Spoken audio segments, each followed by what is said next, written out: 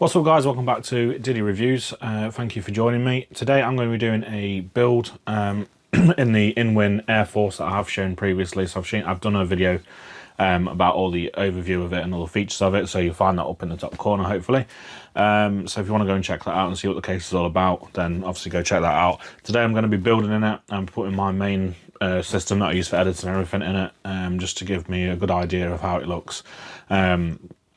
And how it is to build in, because you don't really know a case properly until you're building it. So what we're going to do, I'm going to build in it, or you can probably see it's already built, but I'm just going to show some B-roll of it when it's finished. I'm not going to show you the build process. You've probably seen that a million times before, so you know how that goes.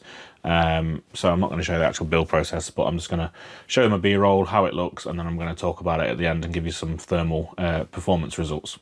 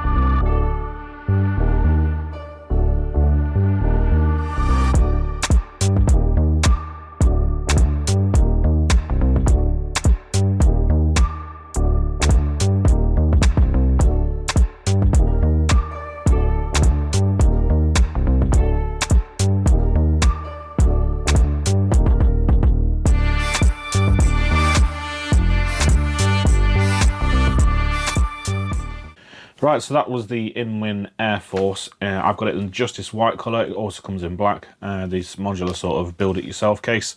And whether you agree with me or not, I personally think it looks absolutely awesome when it's built in, especially as I've put a bit of extra into this, just to say thank you really to Inwin for sending this over for me.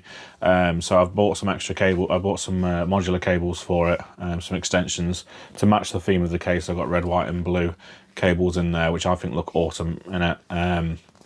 Apart from the EPS one, which has been sent wrong, it's upside down, so I have to kind of twist them about to get them in, but never mind. And I've also obviously set the lights and stuff on the RGB fans to red, blue and white as well, just to match the theme, and I think it looks absolutely awesome. And I'm using the NR36 Nebula 360 AIO from Inwin in this one as well, with obviously the RGB again set to red, white and blue. And I think it looks amazing, to be honest with you. It looks really, really good. Now let's talk about a few things I'm not massively happy with this case. So first of all, I mentioned it in the previous video about this case. There's no PSU shroud, so you can see all the cables bundled at the bottom next to where your hard drives are, which is a bit of a pain really. It would be nice to have a PSU shroud in there. I can't imagine it would have took much to include one. But yeah, maybe if you've got a 3D printer or something, you can make one yourself, or you can make one out of bending a bit of plastic or something like that. But it would have been nice to see that included. However, on that note, when you've got the glass on the side, it has got quite a dark tint to it, and with them being all black cables, I can barely see them down there, to be honest with you.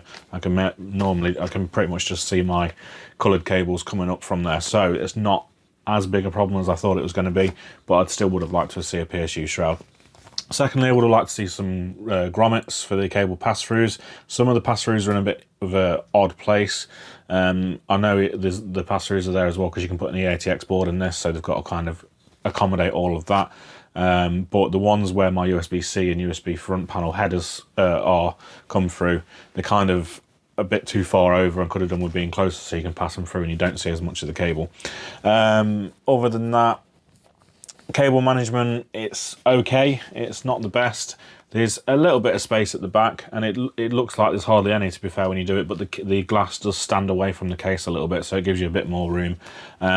Also, with that in mind, the other side panel is glass as well, so you will see, and it's the same tint, so you will see your cables behind it, so you kind of have to do a decent job of cable management.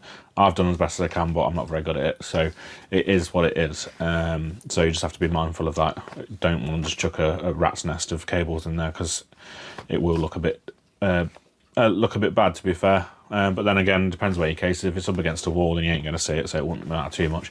So just bear that in mind if you're looking at buying this case. Other than that, honestly, I can't complain about it at all. It's really easy to build in. There's plenty of room in there. I would like a bit more storage for putting SSDs on. I can only fit 2 in there. You probably can fit a 3rd on the bottom, actually. I didn't think about that. And then it's kind of hard to get your SATA connection, your SATA power connections into the bottom, depending on how your cables are. Mine are a bit chunky, so it's kind of hard to get them in. So anyway, let's go on to the thermal results so we can see how this case performs. Now, I didn't mention it in the previous video, but I'll mention it now, and I'll hopefully show it up on the screen. There is quite a gap around where the glass is on. There's probably at least a half to 3/4 of an inch gap all the way around it, so the airflow shouldn't be changed much with adding the panels back on. So basically the way I'm going to test it is with the panels off and with the panels on, so you can see the airflow characteristics of this case. So with in Cinebench, let's first talk about idles. So the idle for the CPU when it was open was 33, when it was closed it was 33, no difference there. The GPU idle when open was 34.6 and 35 when closed. So the idle temperatures are absolutely fine, not a problem at all. So then let's go on to the sort of benchmark tests of this case. So first of all, the Cinebench 5-minute run on to test the CPU temperatures, and with the case open we had a maximum of 71 and an average of 70, and with it closed we had a maximum of 72 and 71 average. So very, very close. Like I say, with there being a gap and stuff around it and vents everywhere and whatnot, I didn't expect there to be much difference in the temperature, if any at all, to be honest with you. And let me just mention the ambient's 20 degrees in here at the time of recording. Then we went on to Unigine superposition to test the GPU temperatures, and we were looking at when the case was open a 75.5 degrees max with a 65.5 degrees average, and when it was closed 76 max and 66.2 average. Again, ambient temperatures at 20. So thermal results are absolutely fantastic. The airflow is absolutely fine in it. No problems with this whatsoever. Yeah, the airflow is brilliant. So if you like this look of this case, which it is very different to most cases, Inwin have kind of put themselves out there with this a little bit, and I think they've done a great job of it. It's not going to be everyone's taste, but like I said, there is a black version if you prefer that. It might suit more people. Maybe they should do an all white version as well, but I really like this one because it's quite different. Like I say, the performance is there as well. I've mentioned the few bits that I wasn't particularly happy with it, so maybe Inwin can either do a revision of this case or maybe bring out some add-ons for you to add to it. Maybe, like I say, a PSU shroud. I don't know, even if they charge $20 for it, it'd be a really good upgrade to this case and make it look so much better. So that's all there is to it, really, guys. There's not really much more for me to talk about. Absolute great case. Really, really like this. Really unique. If you are considering buying it, I can recommend it. Like I say, just bear in mind those things I've said in terms of the issues with it. If you're looking for a big case, then maybe have a look at this one if you're in the market for one. So thank you for watching this video. I hope you enjoyed it, and don't forget to join me in the next videos. If you haven't subscribed already, then please don't forget to do that too.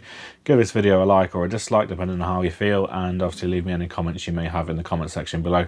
I'll try and get back to you as soon as I can. Thank you for watching. Goodbye.